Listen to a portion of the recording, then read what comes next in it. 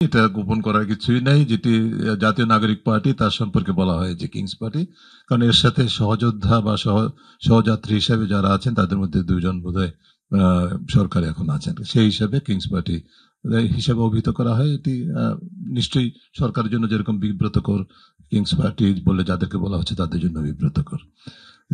আর আপনার যে প্রথম প্রশ্নটা ছিল যে নির্বাচনী পরিস্থিতি দৃশ্যত এখন তো মোটামুটি একটা টাইম লাইন আছে, কাজেই সবারই দৃষ্টি সেদিকে ফেব্রুয়ারিতে হয়তো নির্বাচন হবে। আমরা আশা করব, ধারণা করব যে সেটাই বজায় থাকবে।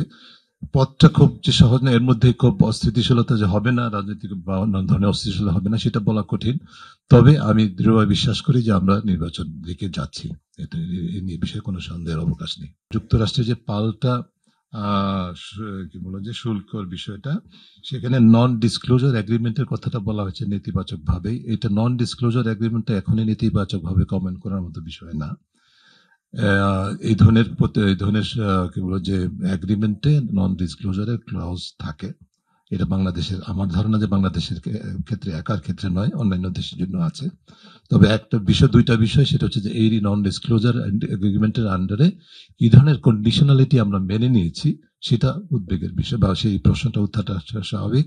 দ্বিতীয় হচ্ছে যেটা, যখন এই এগ্রিমেন্টটি, চুক্তিটি স্বাক্ষরিত হবে, চূড়ান্ত হবে, তখন এই কি শর্তে এই নন ডিসক্লোজার পোর্শনটাকে উইথড্র করা যাবে, কখন উইথড্র করা যাবে, সেই বিষয়গুলো আলোচনার বিষয়। অর্থাৎ শুধুমাত্র নন ডিসক্লোজার এগ্রিমেন্ট ক্লজ এর কারণেই এই চুক্তিটি ত্রুটিপূর্ণ সেটা বলার কোনো সুযোগ নেই। আর আপনার প্রশ্নে জবাবে বলবো যে হ্যাঁ, নারী প্রতিনিধিত্ব অবশ্যই একেবারে নেই বললেই চলে।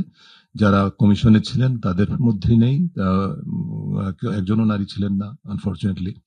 আর যারা আলোচনায় অংশগ্রহণ করেছিলেন তাদের মধ্যে দুই একজন ছাড়া, তাও অকেশনালি দুই একজন ছাড়া, কোনো অংশগ্রহণকারী নারী অংশগ্রহণকারী ছিলেন না। তবে নারীদের বিষয়গুলি, নারী প্রতিনিধিত্বের বিষয়গুলি মোটেই উপেক্ষিত ছিল না। সেটি আপনারা যারা কভার করেছেন আপনারা দেখেছেন। আমি বিস্তারিত না গিয়ে শুধু এটুকু বলতে পারি, আমি কমিশনের পক্ষে বিপক্ষে বলছি না, আমি আগেও বলেছি, আমি ব্যক্তিগত অবস্থান থেকে বলছি। সেটি হচ্ছে যে আমাদের যে দুটি সংস্কার কমিশনের সুপারিশ, এই নারী প্রতিনিধিত্ব নিয়ে সুনির্দিষ্ট সুপারিশ ছিল দুইটি সংস্কার কমিশনেরই, অর্থাৎ সাংবিধানিক সংস্কার কমিশন এবং নির্বাচন ব্যবস্থা সংস্কার কমিশন।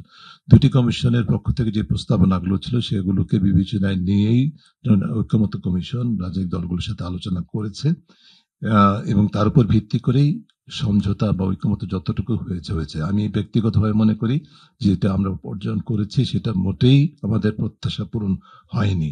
রিপিট করছি, ব্যক্তিগতভাবে আমার এবং আমরা যারা নারী অধিকারে বিশ্বাস করি, সম অধিকারে বিশ্বাস করি, আমাদের প্রত্যাশা মোটেই প্রতিফলিত হয়নি, অর্জন হয়নি। এর পিছনে বিভিন্ন কারণ আছে। আমাদের কি বলে যে পিতৃতান্ত্রিক মানসিকতা তো আছেই, রাজনৈতিক সংস্কৃতিতে নারীর সম অধিকারের বিষয়টিকে প্রাতিষ্ঠানিকরণের দুর্বলতা বা ঘাটতি বিষয়গুলো আছে। এর বাইরে যেটা আছে সেটা হচ্ছে টেকনিক্যালি যেখানে নকড অফ হয়ে গেছে আমরা, সেখানে বেশিরভাগ ক্ষেত্রে মূলত সেটি হচ্ছে যে 100 আসন নারীর জন্য নির্ধারিত থাকবে এবং সেখানে সরাসরি নির্বাচন হবে। এই জায়গাটায় নীতিগতভাবে একমত থাকলেও সেখানে কিভাবে পৌঁছানো যাবে সেই জায়গাটাই ঐক্যমত্য হওয়ার কোনো সুযোগ আমরা বের করতে পারিনি, বা রাজনৈতিক দলগুলো বের করতে পারেনি, ঐক্যমত্য জায়গায় যেতে পারেনি। কিভাবে হবে সেটি উদাহরণস্বরূপ, যেটা একটা আপনাদের এমনিতে বলছি, এটা হয়তো রিপোর্ট করলে অসুবিধা নেই, যে একটা ছিল ঘূর্ণায়মান পদ্ধতি।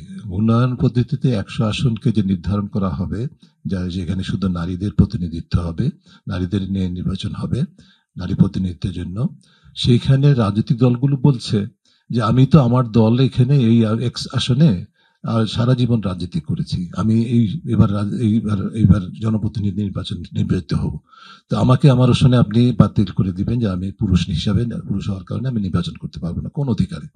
আমি যদি আদালতে যাই আপনি কি করবেন?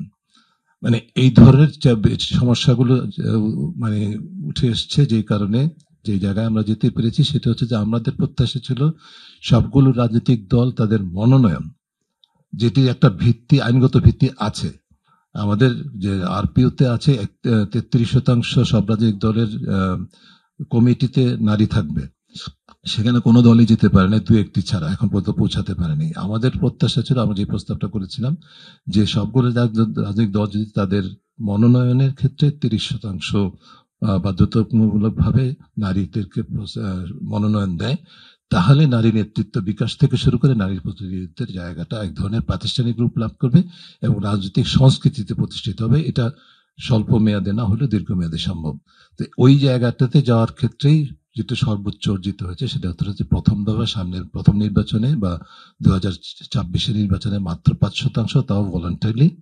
এর পরবর্তীতে ক্রমান্বয়ে বাড়তে বাড়তে সেখানে একটু শেষ পর্যন্ত 15% একটা টার্গেটে যাওয়া হয়েছে, মানে নির্ধারণ করা হয়েছে। যেটি আমি আমি রিপিট করি, এটা কোনোভাবেই আমার নিজের জন্য সন্তোষজনক নয়। যারা আমরা নারী অধিকারে বিশ্বাস করি সবার জন্য সন্তোষ, কিন্তু এর বিকল্প খুব বের হয়নি, এই কারণে পরিস্থিতি সৃষ্টি হয়েছে। Thank you.